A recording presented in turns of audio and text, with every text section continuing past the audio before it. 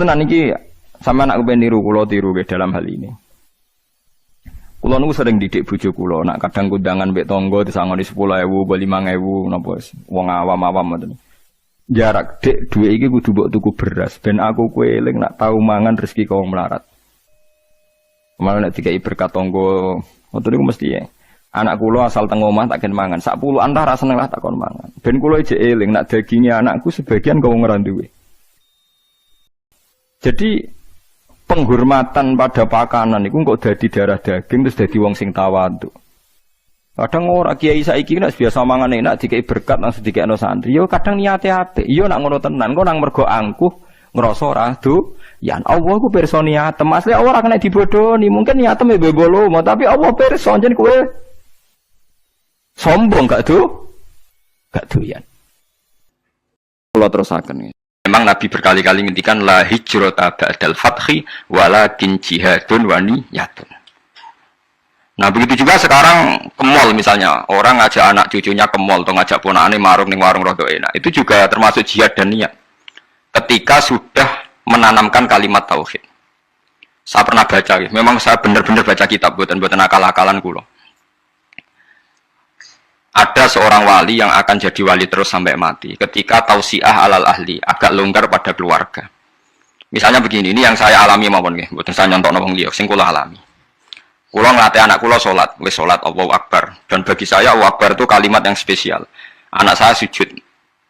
Ya sudah membaca subhana rabbiyal a'la, itu bagi saya spesial sekali.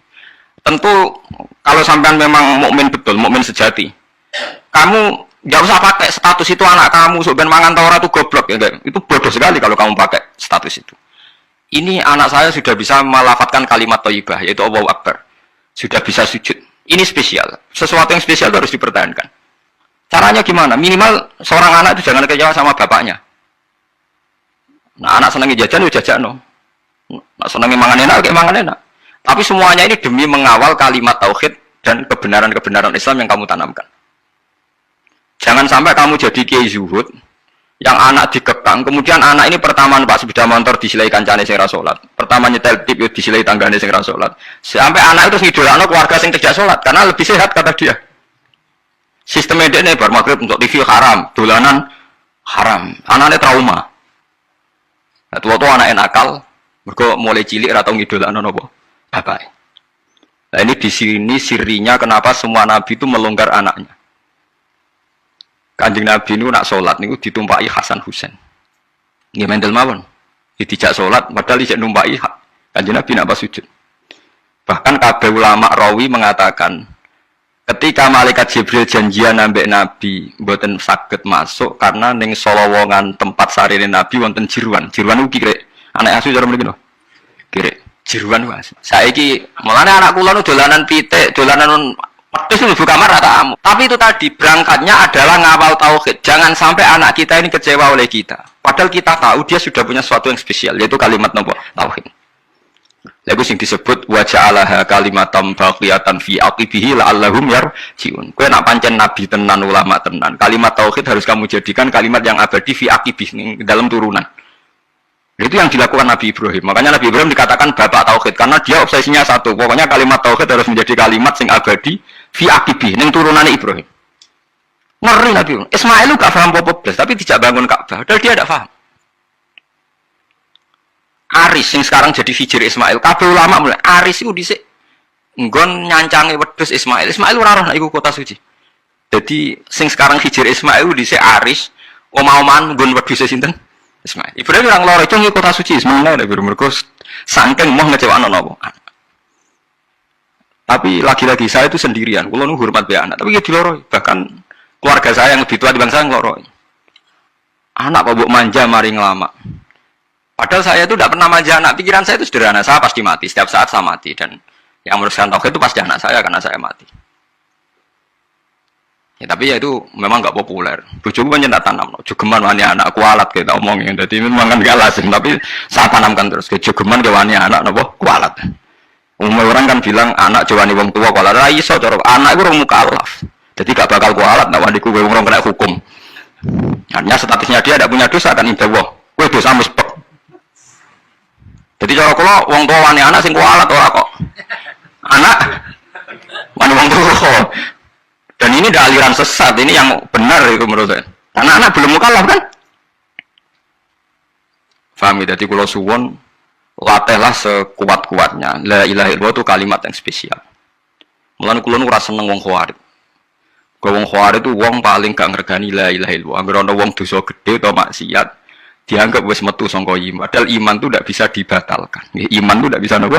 Dibatalkan. Karena kekuatan la ilaha illallah itu akan mengalahkan semua bentuk kesalahan pada akhirnya. Kekuatan la ilaha illallah itu akan mengalahkan semua bentuk kesalahan pada akhirnya. Jadi paham gitu. Nah, itu termasuk niat. Jadi orang menservis anak demi mengawal kalimat tauhid niku ibadah. Lagi disebut Fathul Mu'in wa yusannu atau siatu alal ayal. Wong disunatno ngelonggar kenikmatan ning anak. Mumpung urung mukallaf. Sementing aja sampai kecewa be sistem keluarga, enggak suwe-suwe kecewa be sistem Islam yang Anda tanamkan. Jadi bocah nek wis seneng ngaji Quran, seneng ibadah iku kudu mbok dukung. Nah, hasil cilik dolanan iki dolanan, termasuk hebat Rasulullah. Bahkan Hasan Husain nanti dolanan jeruat dibetul lebu kamare Nabi. Nabi ki mboten ngloro iki meneng emang. Lah nek iku mbok praktekno kita kobal wa min kita kobal ya kali. Tapi itu nyata, ini tareh. Mergo sing terusno tauhid itu mesti anak. Mulane Nabi Yahya, Nabi Zakaria dungane napa fahab li milladunka waliya yarithuni wa yarithu min ali Yaqub. Waj'alhu rabbi radhiya. Iku ning anak. Kok anak iku iso maris. Yang santri iku napa le wong liya. Paling bedak khol kowe di-Fatihai. Mbek bedak sumpek santri meling golek kuburan. Iku ngenteni sumpek. Tapi anak mbok niat mati khai bapake mbok ora ngger anak mengamal soleh, otomatis kintuk kiriman napa? Anak. Ora ono idza mata ibnu adam ing kota amaluhu ilam salasin sedaqatin jariyatun aw ilmin yuntafa'u bi. Kowe angel kan sedaqatin jariyan butuh sugih. Ilmu yuntafa'u bi ke butuh ngalim, ora kabeh kan. Awaladun sholihin jek enteng, anak kan kowe mesti duwe. Malah akeh-akeh anak ora jelas. Nah, cara kula milih yang ketiga mau awaladun sholihin. Kan hanya butuh status soleh. Soleh kelas-kelasan. Soleh pertama sementing lafadz la ilaha illallah Muhammadur Rasulullah. Kula ndak akan bosen ngomong ini sampai kula mati. Ngene wae, wong tuwa iku kudu hormat anak. Kula maca teng kitab Mizan Kubra ngeten. Wa min adabil anbiya akrimul aulad. Terus adabe para nabi ku mulyakno napa? Anak. Tapi ning Jawa gak populer. Lho kula cara pantes basa mbek anak kok. Anak ora usah basa Allah, tapi kan darani sesat. Jadi adabe para nabi mulyakno anak, karena anak iki sok ben sing lebih panjang waktunya untuk membawa napa tauhid. Kula terusaken. Mbah saya itu terkenal wali yang bapaknya bapak. Itu kalau ke sini nyifati Badul pun satu. Nur sido mondok kene itu enggak apa-apa. Pondoke elek lah, kiaimu wali. Zaman itu bapak itu di kamar kursi ya masih ada kakinya. Saya dulu sering dijak ke sini sama bapak. Jadi mbah saya itu terkenal wali dulu. Jadi bahasa itu tirakat terus sampai kapundhut itu poso terus. Kebetulan cucunya agak niru. Saya tidak niru itu karena itu Gus Zaki. Memang disuruh tidak niru. Kata mbak saya kira usah tirakat, terus tak tirakat ya. Gitu. Jadi saya bangun juga gitu. Kok haram tirakat, tak tirakat ya. Saya senang sekali. Tapi tua-tua kok mikir putu. Nah, terus tirakati putuku sopo. Jadi mulai jadi kiai betul Mas Nadif saya ini sudah mulai mikir putu. Karena saya ini termasuk orang yang kecelok alim yang enggak banyak orang menghormati karena sudah diramal sama mbah-mbah. Di dulu mbah saya Mbah Nur Sam itu kakak saya itu SMP SMA, kakak saya yang kedua juga SMP SMA. Mbah saya itu Mbah Nur Sam itu yang nganterkan bapak ketika mondok sini itu, yang ikrar karo Badullah wali Mbah Nur Sam, ahli tirakat, ahli puasa. Itu bilang, "Nur, anak sing iki aja pondok, aja sekolahno. Sumben sing ngalim ku anak sing iki." Ketika saya hampir tamat SD sama mbah saya Tuban, mbah saya Narukan juga di Sabdo begitu. Singkat cerita sama Mondok Sarang. Mondok Sarang pertama langsung dikenal Mbah Mun, wong anak kiai jadi langsung dikenal. Didoni macam-macam terus jadi wong alim juga ada yang ngelem. Biasa aja untuk dongane wong sepuh. Ya sebenarnya agak kecewa ya, saya inginnya kan dianggap prestasi gitu, ternyata dianggap doanya orang-orang sepuh. Ya makanya kula niki mriki ya rodok ya syukurlah sama Bang Mutamakin sama semuanya karena tadi kenapa saya harus cerita ini. Quran sendiri mengakui bahwa orang soleh itu diantara aturannya adalah dzurriyyatam ba'duha min ba'd. Meskipun Allah bisa bikin orang soleh dari mana saja, tapi yang legitimit itu memang dzurriatan ba'duha min ba'd. Dan kata dzurriyah itu tasmalu auladal inas, kata Ibnu Hajar al-Asqalani, memasukkan turunan yang dari ibu. Meskipun tentu secara wali nikah atau secara disiplin nasab dari ibu itu tidak ngefek.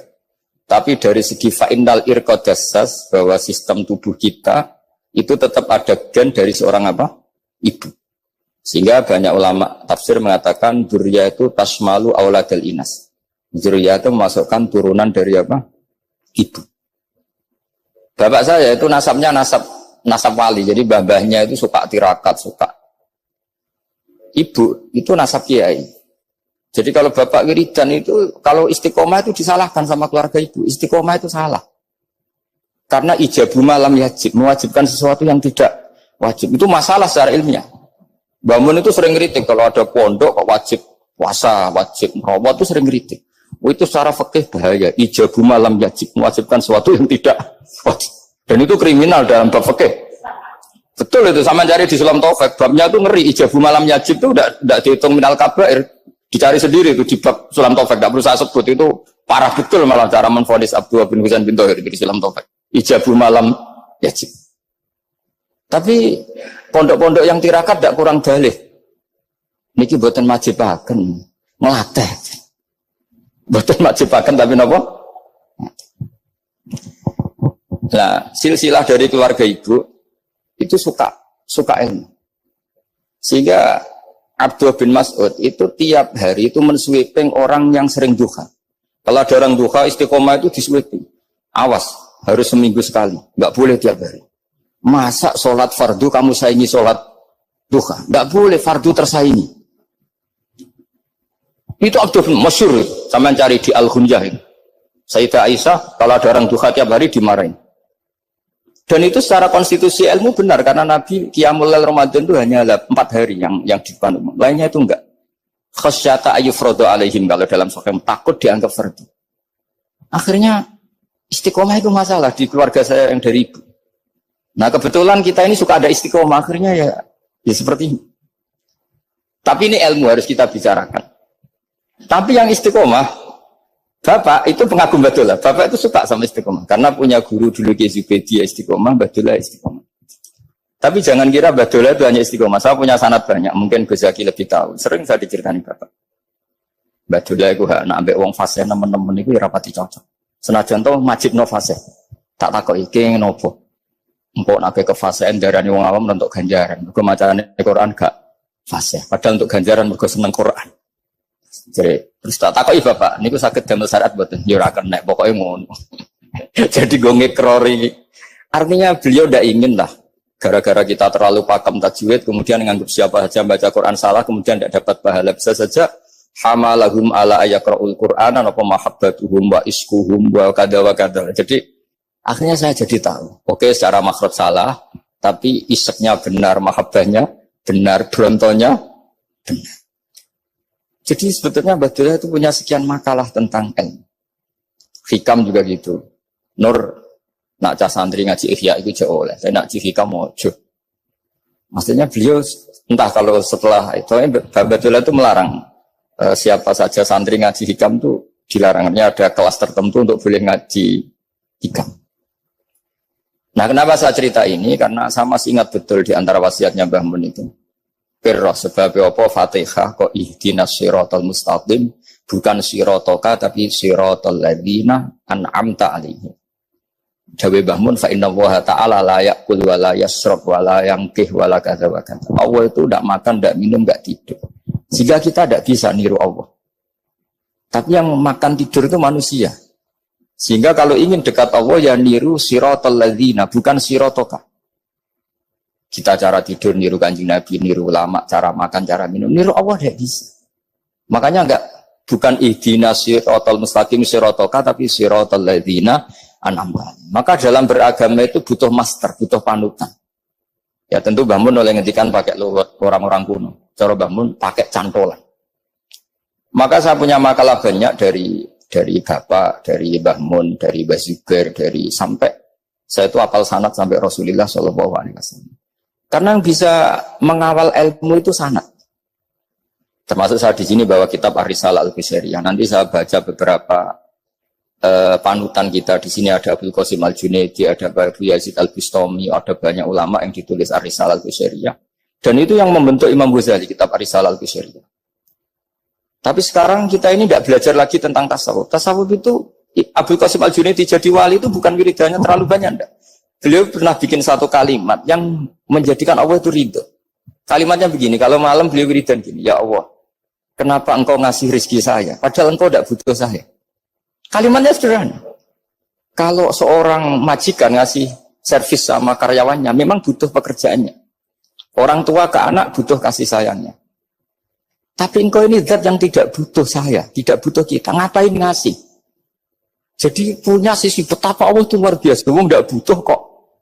Ngasih itu kan luar biasa. Jadi karena mensifati seperti itu Allah itu ridho. Itu luar biasa. Normalnya orang memberi itu kan, apalagi orang memberi kiai itu kacau sekali. 1.000 jaluk swarga. Salam template 1 juta we jaluk apa? Swarga itu parah lagi. Nanti kalau enggak masuk surga diundat-undat. Itu ngeri lagi itu 1 juta minta apa? Surga. Sayyidina Ali itu diantara sebabnya beliau dekat Allah itu karena muamalahnya sama Allah itu benar. Di antara muamalah itu yang diriwayatkan di kitab Ar-Risalah Al-Qusairiyah adalah masyhur. Kafani izzan antakuna li rabban wa kafani fakhran an aku nalaka abdan. Tiap malam ya beritanya itu. Ya Allah, saya sungguh sangat mulia karena engkau yang jadi Tuhan. Coba kalau saya dituhani manusia yang mati atau dituhani siapa yang mati juga. Wa kafani fakhran an aku nalaka abdan. Saya ini bangga sekali karena jadi budak, jadi hamba zat yang tidak mati. Jadi pakem-pakem yang menjadi masyrab kalau dalam bahasa tasawuf itu yang menjadikan wali. Sehingga yang dikatakan ibadah itu apa? Ma'rifatullah. Mengenali Allah secara benar. Jadi jangan kira wali-wali dulu terus terlalu istiqomah, ada juga. Mereka punya pakem yang menjadikan Allah itu ridho. Saya beri contoh nih di sini banyak makalah nanti saya beberapa baca tabarruk. Banyak riwayat dari orang-orang sufi. Nabi Ibrahim itu pernah ketemu orang Majusi. Beliau terkenal sakhok, terkenal sakhian. Ketika ketemu orang Majusi, ya Ibrahim saya ini sehari saja ngasih makan saya. Kamu kan tukang ngasih makan orang. Terus, ya tapi bisarti antus lima, kamu harus Islam. Fakihnya Nabi Ibrahim adalah, kalau saya menolong dia berarti nolong orang kafir. Setelah orang itu lewat, berlalu karena Nabi Ibrahim gak mau hormat, Allah memberi wahyu ke Nabi Ibrahim. Kenapa ya Ibrahim tidak kamu terima 1 hari, kamu kasih makan 1 hari? Ya karena dia Majusi. Kata Allah, dia umurnya berapa? 60 tahun. Tanyakan, pernah kelaparan kan hanya hari ini? Iya ya Allah. 60 tahun dia kafir tak kasih makan. Minta kamu sehari aja kok gak boleh. Akhirnya Nabi Ibrahim dipanggil orang Majusi, dikejar dipanggil. Ayo tak kasih makan 1 hari. Kok kamu sekarang jadi baik? Habis ditegur Tuhan. Terus kata, ahakada yu'amiluni. Apa seperti itu Tuhanmu mengu'alamalai saya? Ya na'am. Akhirnya Islam orang Majusi. Jadi itu lagi-lagi ilmu. Jadi yang dikatakan ilmu itu satu teori atau kalimat atau apa saja yang menjadikan kita ini pakem. Meskipun pakem itu kadang sulit diterima orang-orang khusyuk. Orang khusyuk itu ya nyun sewu ada sisi nakalnya. Makanya Mbah Mun sering kayak jargon masyhur. Zada khusyuan, zada jahlan, tambah khusyuk tambah bodoh. Bukan bodoh dengan makna salah itu enggak. Memang kadang terus anti ilmu. Misalnya gini, ini contoh yang karena saya ini mengkhidmati ilmu, saya beri contoh yang urusan ilmu. Ada orang sujud diinjek orang fasik, kepalanya diinjek orang fasik. Terus si orang yang sujud tadi ini ada di Sahih Muslim, juga ada di Ihya. Wallahi la yaghfirullahu laka. Pakai sumpah, wallahi la yaghfirullahu laka. Allah langsung mewahyukan ke Nabi fi hadzal zaman, fi tilka zaman atau fi dzalika zaman. Man dzalladzi yata'alla alayya alla aghfira li fulan qad ghafartu lahu wa ahbattu amalak. Katakan ke orang itu, siapa yang mencatut nama saya yang hanya berstatus tidak memaafkan. Itu enggak fair. Saya ini Tuhan kok bisa yaghfir, bisa yu'adzib. Kok sifat saya tinggal 1 yu'adzib itu gimana? Dicatut separuh itu Allah tidak terima. Tapi kalau kita baca Quran, saya ini sama orang fasik ya benci. Wong saya ini orang soleh, setidaknya pura-pura soleh lah. Karena di depan para kiai. Tapi mau tidak mau. Ketika Allah mensifati dirinya tentang orang munafik gimana? Wa yu'adzibal munafiqina insya'a au jatuh. Ini cocok tidak cocok. Potensi memberi tobat itu ada. Meskipun sama kalau orang munafik, tapi ya tetap bacanya wa yu'adzibal munafiqina ya insya'a au jatuh. Rasulullah kayak apa bencinya dengan Wahsy karena qatilu Hamzah. Tapi Nabi tunduk sama konstitusi Quran. Laisa laka minal amri syai'un aw yatuba alaihim aw yu'adzibahum. Akhirnya Allah malah memberi tobat sama qatilu Hamzah yaitu Wahsy. Ini pentingnya baca lagi. Kalau kita tidak baca hanya khusyuk saja, tidak baca. Pasti sama orang yang menginjak orang sujud tadi, yang nginjak pasti salah enggak dimaafkan. Bongso pasti. Pertanyaannya adalah, betulkah Allah punya sifat satu yaitu yu'adzib? Makanya kalau kita baca, misalnya baca Quran walillahi mulkus samawati wal ard, ya sudah yaghfiru liman yasha wa yu'adzibu man yasha. Kalau nuruti rasa kita ya inginnya ke kita yaghfir, ke orang lain yu'adzib. Tapi Tuhan kan enggak terima. Saya ini Tuhan kok didikte makhluk saya ini gimana? Enggak bisa. Sehingga ya ini lagi-lagi ilmu. Makanya saya cocok enggak cocok itu suka baca. Saya suka sekali baca mulai ulama dulu, ulama modern, setengah dulu. Mulai ulama yang kedunian sampai setengah kedunian. Suka. Saya dulu tuh gak suka uang. Karena saya memang tadi mbah saya dari bapak itu wali Mas tadi. Kalau tadi Mas Nadif jujur, mulai Mbah Soleh itu suka bully mertuanya. Jadi saya alhamdulillah dia jujur. Jadi Mbah Soleh itu menantunya Raden Asnawi. Itu ya bully-bulian sama ini terus ditiru beliau ini. Itu gak suka sebenarnya. Saya itu ya pokoknya tadi kalau orang daftar wali itu kan gak suka sama. Karena mereka nangis ketika Allah ngendikan wa akridu wa atau ayat-ayat anfiku atau orang baik disifati wa akridu wa qardan hasanah. Itu hadal khitab li ahlil jiddi was sarwah. Ini khitab untuk orang kaya. Kok isin Gusti jenengan nampen ngongkon infak kok kula diinfaki. Jenengan nampen ngongkon ngamal kok kula di ngamali. Jadi maka yuhibbunal mal, mereka tidak suka harta. Walakin diana luladzatal khitab bil infak, dan itu harus kaya dulu untuk bisa infak. Jadi itu uniknya. Akhirnya saya Imam Sa'roni penting juga kaya.